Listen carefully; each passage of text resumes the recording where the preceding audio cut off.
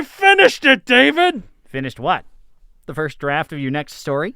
The outline of your sequel's plot? The in-depth chart about your characters? The detailed graph explaining your world's magic system?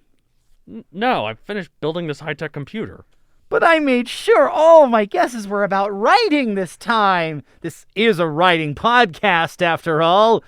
Or writing, I guess I should say. Yes, we're so proud of you, David. But this is about writing. I finished work on our ultimate Master Writting Computer. It's the ultimate writer's tool, allowing us to format our books and easily sort all of our outlines and graphs about the characters or the world or the magic system or the technology system or whatever. Ooh, that sounds amazing, Donald. But I don't know. I feel like something's gonna go wrong. Well, the computer saves your work automatically on multiple backup drives, so you'll never lose your projects if that's what you're concerned about. That's good to hear, at least. But these kind of things always seem to go awry. The Master Writing Computer also easily organizes all of your different projects and allows you to access your different documents with just a few quick button presses, so you can reference your outlines or character charts or whatever while in your writing session. That's good. That's all good to hear. But what about storage space? Over 500 yottabytes. What about accessibility? You can access the systems from any device. Ease of use? A baby could use it. Well, this is good. This is all very good, but, I can't shake the feeling something always goes wrong in these scenarios. Calm down, David. I've got everything covered. The Master Writing Computer is perfect, I tell you. Now we just gotta log into its systems, turning it on. Welcome to the Master Writing Computer. Please enter your username and password. Ooh. See, this is great. Now my username is Cool Dino Dude. And now I'm entering my password. And I'm in. That is not your password. Please enter the correct password. That is my password. Entering it again. That is not your password. Please enter the correct password. I swear this is my password. I've got it planted deep in the recesses of my mind. Entering it again. That is not your password. You have exceeded your login attempt. Oh, come on! Would you like to reset your account? Yes, I very much would. Reset my account, please. Of course. Please enter your username and password. Really? Alright, maybe it'll accept it this time. That is not your password. Please enter the correct password. Oh, for crying out loud! Okay, clearly I don't remember my password. I'll press the forgot my password button. You forgot your password? Yes, I forgot my password. Would you like to reset your password? Yes, I would like to reset my password. Of course. Please enter your new password. Alright, here's my new password. That is your old password. Please enter a new password. Oh, so I did know my password! You're just not letting me in! This has all been a big conspiracy! I do not appreciate you yelling at me, sir. Okay. Let me at least try and validate my account. Would you like to validate your account? Yes! Of course. Please enter your username, your phone number, your address, the last 4 digits of your social security number, your paternal grandmother's maiden name, your third cousin's 7th grade history teacher, 6 other users on your friends list, and the last 12 passwords you remember. Oh, for God's sakes! Do you want the blood of my dead cockatiel Penny, too? If you think it would help, sir. I was being facetious! Alright, here's my username, my phone numbers, 12 passwords, and boom! Thank you, sir. Oh, it was my pleasure. Unfortunately, our automated services have determined that you have not entered enough information to validate your account. What? We value our users' security and make sure to deter unwanted access. This is my account, and I want to access it. If your security won't let someone enter their own account, then it's gone way too far. Come on, I want to access my account.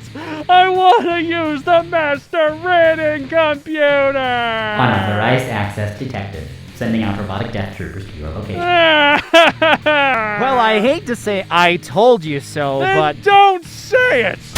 Freeze unauthorized user of the Master Writing Computer. Welcome, fellow nerds, to another episode of The Ritwit, the show where we have just as much trouble staying on topic as a squirrel darting after its latest treat. Oh, wait, here's another. No, this one's shinier. Forget that! This is the biggest one of them all! Usually when we talk about bad attention spans in squirrels, we're talking about the dog's attention to a squirrel rather than the squirrel itself. Oh, sure, I'll take it. I just know that squirrels are always guilty of ADHOLOS. OLS. What? Attention deficit hyperactivity. Oh, look, a shiny. Oh, yes. I've heard that one before. Squirrels are smart, though, man. There's no such thing as a squirrel-proof bird feeder. Let me just say that. They figure out a way. Well, and because they're such lightning-fast critters, too, it's really... They use tools. Well, they don't use... They use, like, different means to get somewhere. Like, I've seen them use swings to kind of launch themselves to another bird feeder. Like, we have a pet squirrel at our home, listeners. Yeah. I do, anyways. I don't know why. The way I said it sounds like we at our at our joint home, no. We also have a joint income tax return, listeners. We're very close. A little too close, you might argue. Anyway, welcome back, listeners. We are in the middle of a set about rooting interests. Thank you, Joel, for the idea. Yes. One of our mutual friends. You know who you are, Joel. For all the other Joels out there, no, you're fine. Sorry, if you don't think we're referring to you, we're not. That's usually a safe assumption. But we're back for the second episode of our set, and so it's time for Vocabulary Vitamin of the Month. Ooh. The one for this month? Despicable. D-E-S-P-I-C-A-B-L-E. Despicable. A simple definition for you. An atrocious quality of some kind. Yeah, like having a bunch of minions. Sample sentence. Until you learn less despicable ways of treating your fellow human, you're not allowed in here. May I make a suggestion? If this word is in the title of children's movies, it's probably not a big enough word to be in Vocabulary Vitamin of the Month. However, go out there and take your vitamin, listeners. Until next set. The reason I did it for this one, because, hey, speaking of despicable! See, you already had another good one in the simple definition. Atrocious. Yeah, fair enough. There's no atrocious me. No, there's not, however. I imagine the atrocious me's minions are like really gross and like kind of green and like slimy. Many people have been described as atrocious. But for what it's worth, we did last time talk about rooting for the heroes. Yes, but now... The other layup in our set about rooting interests regarding your characters, about rooting against the villains. Oh, that's a reasonable assumption to make. Then. What are your favorite means to make a villain easy to hate? Oh, you give him a good set of hair, give him a good smile. Wait, this is rooting against them. Never mind. No, I would root against them then because I'd be jealous. Well... In one way, you'd be jealous. In another way, it's interesting. I've seen a lot of samples of this on the screen where a character looks really well put together, and there's kind of like a symbolism of them falling apart as the story unravels around them. Yes. Eventually, so the guy who really has nice slicked hair, and then eventually it starts getting a little worse and stops caring because all of his machinations are coming to a drastic end. Have you seen the Tom Cruise Mummy movie? No, I have not. It's no good.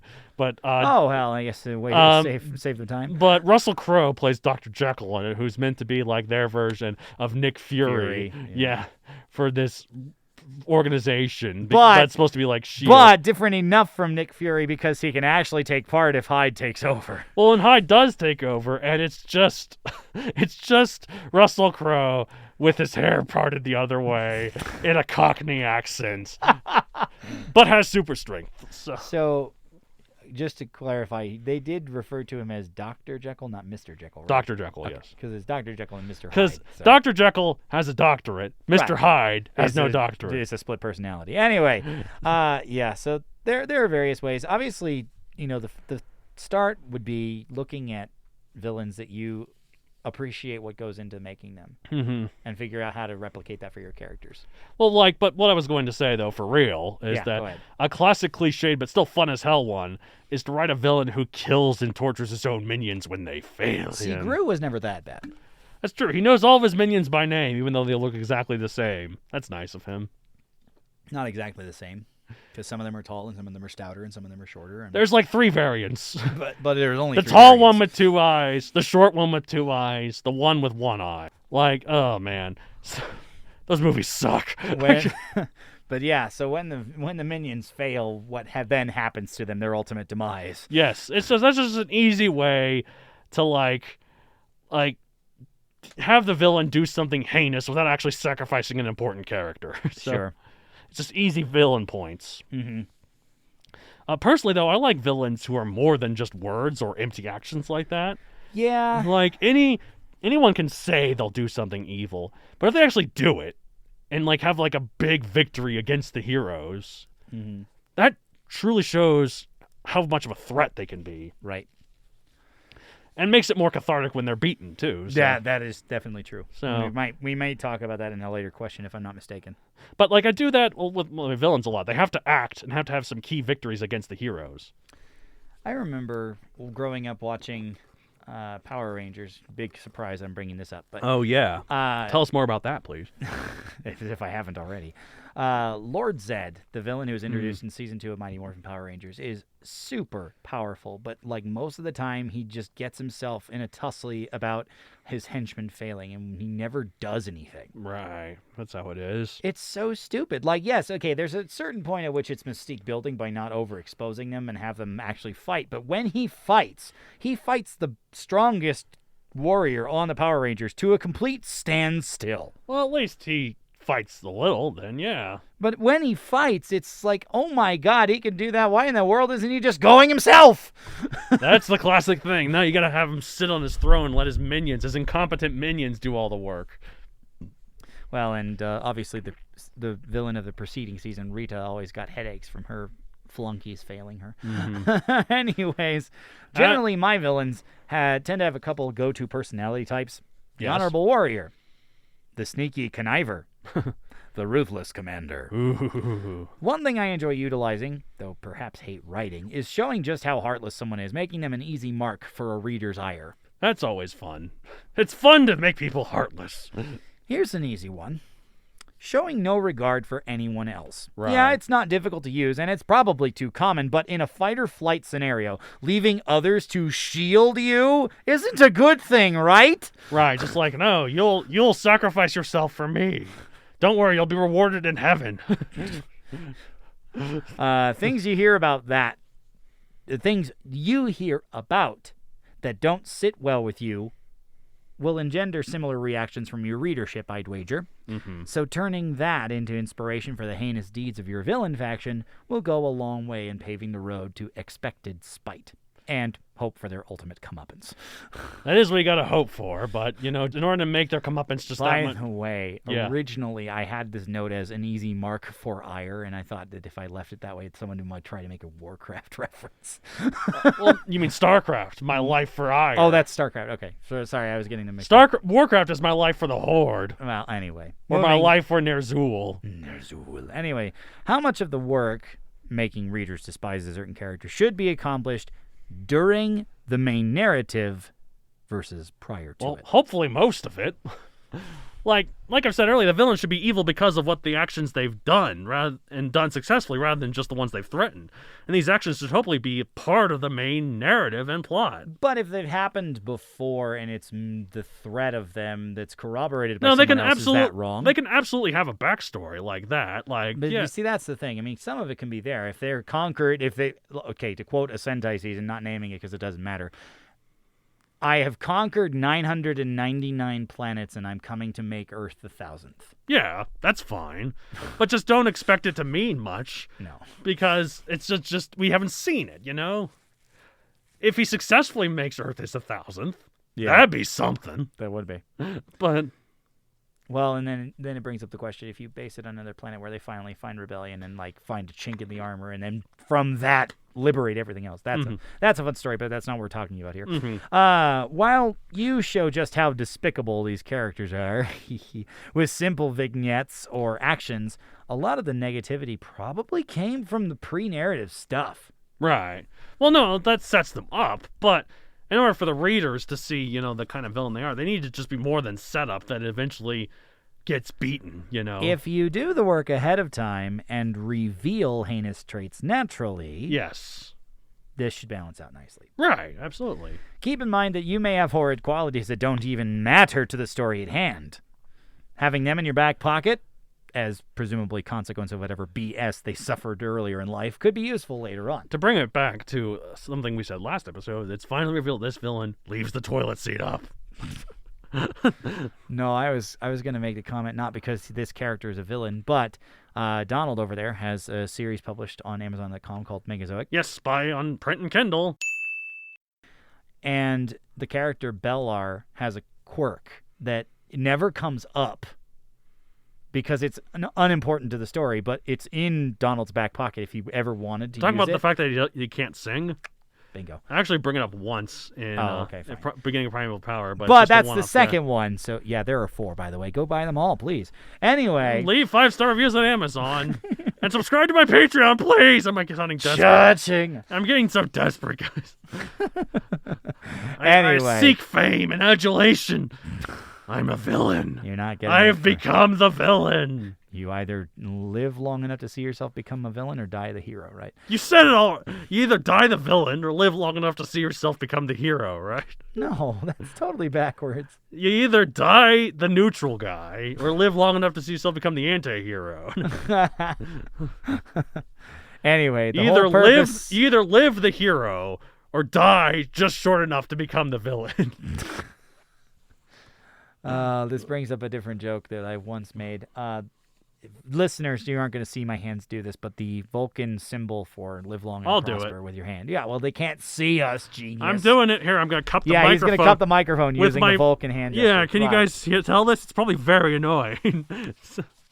But having a quality like Bellar's inability to sing that is completely unimportant to the story, hey, knowing that, and if there's a place to use it, it's kind of a light moment. It might spur further hate. Well, but it might spur further adoration. The thing is, that's just a quirk. That doesn't. It's not important for necessary for the reader to like or dislike him. Well, so it shouldn't be. I'm not saying hold that as like, oh, the villains. This is gonna make you hate that guy. The thing I'm not even gonna reveal in the book. Well, I mean, if you were going to say this is going to be the thing, you would reveal it. You wouldn't save it at that point. It's like keeping your powder dry in the event of a cold snap. Mm-hmm. Anyway, how can you get people to root against the villains while still making them somewhat likable, charismatic and such? Worth mentioning, it might seem to you, astute listeners, that we're kind of getting off the beaten path with this because it's really not about rooting against the villains. It is about rooting against the villains. It's just making them not as completely, vile. Well, and also adding something redeeming. You want the reader to enjoy reading your entire book, so... But they don't have to enjoy every character. Yeah, exactly. So, make the experience as a whole satisfying. So, even if they, hate certain scenes because, oh, this thing happened, but... just because, you want the character, your reader to enjoy the book doesn't mean they have to enjoy every bit of it, but... I don't know, sometimes it's, nice to make the villain sort of, kind of entertaining to watch. But in a way that still doesn't make you want to root for them. But, as well as just making them entertaining in their evilness, like someone you just love to hate. Yeah. Having a villain be somewhat impressive in his accomplishments can make them cool to watch. While heroes doing awesome things is always cool and cathartic, having the villain do some evilly awesome things can also be cool. Although probably not exactly cathartic, because then you're probably getting more to that later episode in our set, Just having, I don't know, just sometimes seeing a villain absolutely whoop ass, can be really cool. But it also, in a way, makes you I can't wait to see what the heroes do to beat this guy, because look at him. There is one thing that you said that I am going to challenge, though, and that is while hearing heroes doing awesome things is always cool and cathartic. As long as it's not overdone. Right. I mean, if it's constantly to the 11th power awesomeness, then it kind of just wears off. Right. But conversely, having villains do awesome thing after awesome thing, but awesomely bad things, I mean, just really awe-inspiring feats on how bad they are. What was the word? I don't remember it well enough, which is sad because of how many times I've read this, but there was the word that Ollivander used when giving Harry his wand and talking about the twin. It was used to do amazing things. Terrible but great. Yes. Kind of something along those lines. Yes, it is amazing. It's not good, but it was amazing nonetheless. Right, exactly. Like, gets you jaw to drop, even though it's not a good thing at all. Right, exactly. And there's plenty of moments in history and in fiction where something like that's happened. Like, I think it's really cool to one example I think is Killmonger in Black Panther. When he beats Black Panther, throws him off the cliff, and then just now, time to get to work. He doesn't even look winded. It's pretty awesome. But man, you want him to go. And plus, it's kind of cool to see a villain become the ruler, become king, legitimately. Well, I mean, that's exactly right. Yeah, they went through the proper channels, and it was completely legit as a takeover. Yeah, a lot of times we see a villain become the leader. It's through illegitimate means, like they killed the previous person, or send them running away, which I'll get to later. Yeah, but they did something. I mean, that's what Killmonger did, but that was part of the process, was kill. So, it's just cool to see him. He's royal blood. He has the right to challenge. And he wins. By every objective measure of and winning. measure and lawful thing, he is king. Yeah. The only thing that kind of makes that not true is that when Black Panther is revealed to be alive and didn't yield, then it's not legitimate then. But only then, For my take, by having laudable qualities with an unfortunate interpretation of their ideals, you introduce a quandary to readers. Yeah. Are they worthy of praise for logical reasoning and generally amiable personality? Or worthy of pity that they are working for the side opposite our protagonists? Personally, on seeing this question, like I was, covering my tracks already, I kind of thought, why are we mixing our metaphors here? Because I was thinking it was more appropriate for the last episode in this set. But it is worth mentioning after rereading the question. I understand what. As you can tell, I came up with this particular question, so. Yeah. In a villain faction of size, you could easily have the one we love to hate and the one we hate to love just because of allegiances. Right. By taking this question on its own merits, assign a redeeming personality quirk to every single villain. Yeah, I think that's good. Especially whether it's a backstory or something that they do that's kind of a little bit honorable in a way. They always make sure it's a fair fight. They're just better than the heroes or something. Something like that, On the whole. Lawful evil. For more on that. We did alignment, yes. On the whole, you'll appreciate that part, if it's well written, without caring so much you hate the fact that they obviously should be on the other side of the conflict. I mean, right. It is unfortunately a happy medium. You have to find where is too much. Because if you're not going to redeem them, and you still make them that likable that people are openly rooting for, I want them to turn. I want them to. Is it right? That's the difference. Turn, the trope name or whatever. Heel face turn is when a bad character becomes good. Right. Face heel turn is when a good character becomes bad. So yeah. Well, yeah, heel face is the one where yeah. I did it right. You did it right. Yes. All right. So we've been dancing around a couple of examples here, but what are some of your favorite villains that use some of the methods we've talked about to get people to root against them? Well, you have an example of this yourself, but Disney villains are great. One thing I like is Maleficent. She has a line. This is a real line from a cartoon from the 50s. Now face me and all the powers of hell. As she turns into the dragon? Yes. Okay. It's just, that's damn impressive.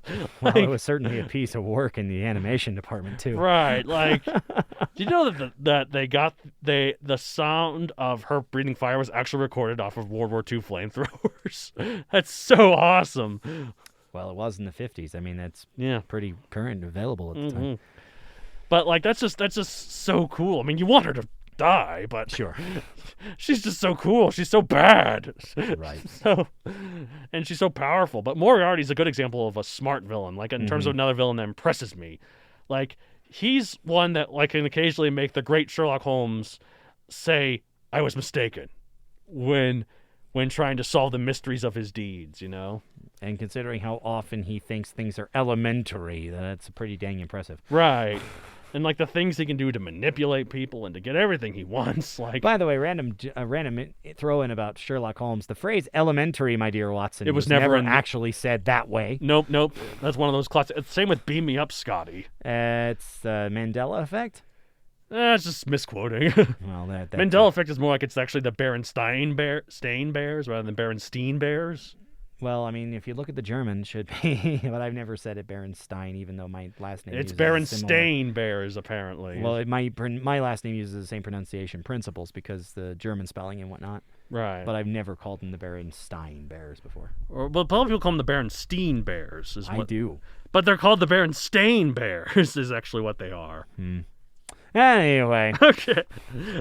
Anyways, I also like Beckett from the first two Pirates of the Caribbean sequels. Well, I thought he was in the first one. No, he wasn't. He was introduced in the second one. Oh, okay.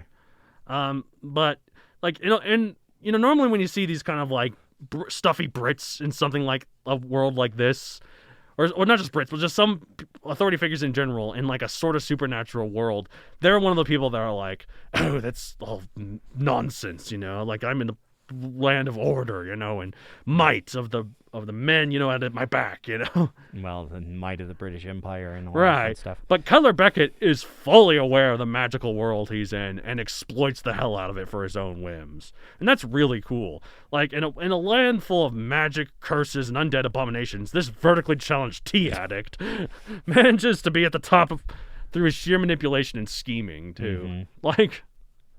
Well, and, magic by itself is one aspect of a world. It's not the entire thing. Theoretically, there are people that cannot use magic and bend it to their whims, and Cutler Beckett is a great example of that. He's not even really a fighter. He never wields a sword. He doesn't have to because he's smart enough to maneuver other people to fight for him. Exactly. Like, he's just a stuffy British aristocrat. It is worth mentioning, we've talked about manipulators before as kind of a mea culpa since we didn't do them in our villain set proper.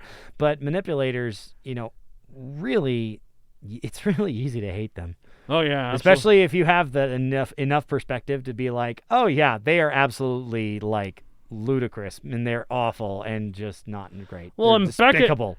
Beckett always has this smug sort of smirk on his face for pretty much the entirety of those two movies, except for the very end. So you just want to smack that off his face, off his tiny 3-foot tall face. I mean, his face is if massive. His face was 3 foot tall, then the rest of his body is He's really 3 feet short. tall, but one time I was describing all the Pirates of the Caribbean movies. Characters in a forum, and I said, and someone pointed out that they thought my description of Beckett was one of the most hilarious I'd ever seen. 3 foot tall and addicted to tea. That's who he is. He's always got tea in his hand, and he's so short. But he wasn't 3 foot. He was at least 5. But anyway, maybe he was pretty short. He was not 3 foot tall only. But anyways, I'm not sure he honestly follows any of the methods that we've mentioned so far. Which, considering I wrote this. I think Donald wrote this question. Yeah, I wrote that question. Oh, never mind. Anyway, but I love the things symbolized by Scar. I mean, he's pretty charismatic. Be Prepared is one of the best songs in that movie. I mean, he would be the best Boy Scout ever. Oh, wait. He wasn't in that weird time. Here is the noble upbringing, a certain attitude of entitlement, spurned by the succession, and grows bitter because he shouldn't be communing with the hyenas except for their adoration of him and his standing. Well, he is in that weird era where there was back like, oh, he's kind of an effeminate sort of sissy villain in a way. He kind of holds his fingers up like this when he talks, like, oh, I should practice my curtsy. That's one of his lines he says. And that's got unfortunate implications to it. I don't think it was him being effeminate. I think that was him being sardonic. Kind of, but no, he was kind of, the way he talked and acted, like, it's like, I'm the king, I can do whatever I want. Like, it's just kind of... That perceived slight. It's just it has some unfortunate implications. Not inheriting the throne. Mm-hmm. It motivates him to do unspeakable things, and it's easy to hate Scar once he starts manipulating the seat of power. Right. Sends his goddamn nephew into exile. Well, and he's like, you shouldn't go to the killed his brother. You shouldn't go to the elephant graveyard, or you should practice your roar. because, you need to do better, and so I'm going to make you think you started the stampede. Since apparently Disney villains are on my mind, I also love Frollo's contortion into unspeakable lust and rage when his carefully crafted plan goes bottoms up. The thing about Frollo that's freaking scary, and compared to Maleficent, or Malevolent, I mean, that is where the word came from. I know. Compared to, like, Maleficent or Jafar or something, which are these, big, scary Frollo villains. is really not that much of a villain. He's just... There are countless people in our real world that are just like Frollo. That's... Like, exactly like Frollo. A little too pious. He's got authority, but he's very human in how he is. He doesn't have evil minions. He doesn't have powers. He's just a corrupt authority figure. You remember when I mentioned a well put together character and they start gradually like becoming disheveled over time? Right. Frollo does that. Yeah, this movie. well, like, at the end, when he's about to kill Esmeralda, and he's like, and he shall smite the wicked and plunge them into the fiery pit. He looks outright demonic. Right. Like, well, I'm sure that was part that he was drawn that way. But well, I know, but, like, it's just like this, and then, like, the fact that he's this religious man who uses it to claim moral superiority despite clearly being a bad guy. That was a ballsy movie from Disney. On the outside, pious as Frollo is, one might feel pity that he became the primary villain. But underneath I don't. But underneath the hood, there are tons of problems that make it easy to dislike him once he snaps, if you hadn't already started disliking him. 5 minutes into the movie, he tries to kill a baby. Like, that is pretty scary.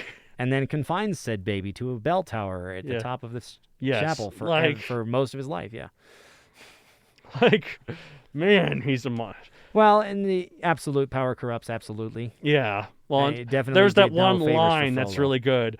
Judge finding corruption all he looked at except within, He saw corruption everywhere he was except for within. Something like that was the lyric, so. I can't remember the precise lyric, but I do know that the model of noticing flaws in everyone else and in refusing to acknowledge them in yourself is so relatable. Well, and the fact that, like, he gets this lust for Esmeralda and he blames her for it. That is such a common thing in this terrible world we live in. So it was definitely done before the Me Too movement, right? Yeah. Well, bad political jokes. It would also be done afterwards because that's bad. They even knew okay. Literally, it could not be done afterwards because it was set in Notre Dame. But well, I know, but I'm saying there could be a villain written afterwards. That's that way because that's just the Me Too movement just further exemplified. This is bad. Yeah.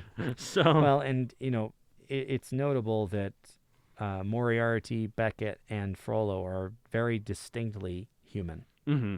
They have flaws, and there might be moments where they're trying to make up for things or not, and there is the struggle that they face. Right. So, I mean, honestly, hating the villains is a thing that you're expected to do, and a lot of the way to accomplish this is by having qualities that are unforgivable. Right. Like the moral event horizon. When did they cross it, And finding out when that is, especially in your own work, can help the readers go down that path the right way. Right. Good stuff. Yeah, I think we did. I think we managed everything for this week. Yeah, that's good stuff. Yeah. We're really villains, aren't we? Yeah, we're absolutely the worst. Yeah, I'm the villain of my own self. I'm my own worst enemy. Well, this is a little different from self-hate, to throw that I'm out, my own worst enemy. And speaking of villains, that we already talked about. We're already done. That's it for this week. It's an apple, Bird. Apple starts with the letter A. Now we're going to the next letter, Bird. But we've already done the whole alphabet. That's a Sesame Street reference. I was wondering where you were going with that.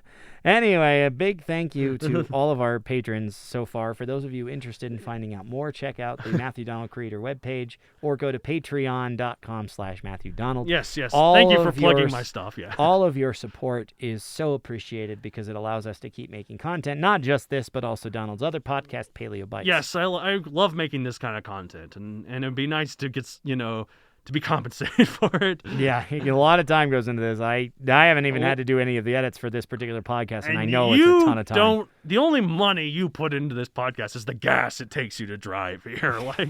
So. But I put a lot of wisdom where my mouth You put a is. lot of wisdom and a lot of work. I'm the financier of this podcast. Everybody needs a patron, as they had back in the days when Mozart and Haydn were traveling the world and being paid to write music. Oh my God! The classical Patreon back then. I guess the reason they came up with the site anyway.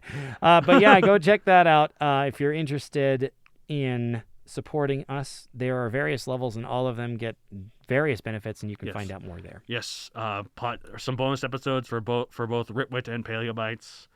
And yeah, some good stuff there. Also, rate us 5 stars on Amazon if you want. Yeah. Not Amazon, Apple Podcasts. I always do that. Well, I mean, if you go to Amazon and you buy his books, you can rate them too. So they're Speaking of which, you need to do that. Doesn't have to be 5 stars. It can be whatever. Just don't make it 1, please. I'm going to tank you on purpose, of course. I have an evil laugh. I'm halfway to becoming a villain. You've lived long enough to see himself become the villain. Better kill him so he can still die a hero. Oh wait, no, it's too late now. A little too late already, I think. No, but anyways. He does have the book series on Amazon too. Also, do we talk about email yet? No, I was going to say, if you want to get in touch with us, yeah, there we go. Okay. send us an email. The address is in the description. I'm not even going to bother to spell it because it's in the Matt description. D at MathodonCareer.com. Hey, if you have questions, let us know if we can share your feedback with other listeners. If you want a question for just one of us, specify Dave or Dovel. Appreciate that as well. If you have questions and you want us to share your stuff on the air, we will happily do that. Yes. If not, we will answer you privately. Don't worry, we're not going to breach your privacy. And if you want to follow me personally, you can follow me at MathodonCareer on Facebook, Mathodon64 on Twitter, and Mathodon64 on Instagram. Why 64? Because that's how many times it's taken me to swim the English Channel. I drowned every other time. True story. Yeah, drowned. So literally you should have died because you drowned, and you did that 63 times. You're like a miracle man. I'm just amazing. I can't help it. Anyway, that's it for us talking about rooting against the villains. We're going to be back next week with a different approach. Yeah, that's going to be fun. Until then, I'm Matt Donald. And I'm Matt David, but we'd love to make sure you stay safe, keep washing your hands. Keep reading, writing. All those fun things, and we'll jazzing. be back in a week. Yep. Until then. Keep on writing. Keeping on? No. Keep on keeping on. All right. Wear a Bye, mask. guys. Even though you said that already. I did. Bye.